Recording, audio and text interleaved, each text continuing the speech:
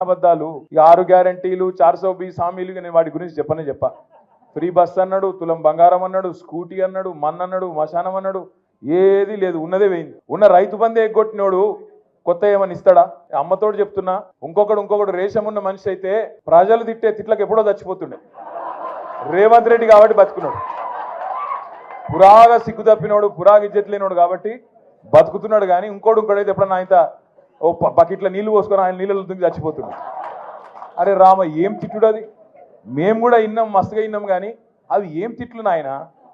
ఆడ మూసి ఒడ్డు పొంట పోయి ఇక్కడ గొట్టం వెట్టుడు ఆలస్యం ఏడున్నాడు రమ్మను అని అరే గంత కోపం ఏంద్రా పోయింట మామూలు కోపం లేదు ఒక్కొక్కలకు రమ్మను ఇప్పుడు ఇక్కడ రమ్మను దమ్ముంటే నిజంగా చెప్తున్నా రేవంత్ రెడ్డి గారు కెమెరాలో చూస్తున్నావు ఇక్కడ పోలీసు వాళ్ళు కూడా ఉన్నారు నీ వాళ్ళు నాకు ఎరికే రేవంత్ రెడ్డి యాది పెట్టుకో యాడికి పోయినా ఒక 500-600 మంది సెక్యూరిటీని పెట్టుకుని లేకపోతే మాత్రం ఈ బలగొట్టి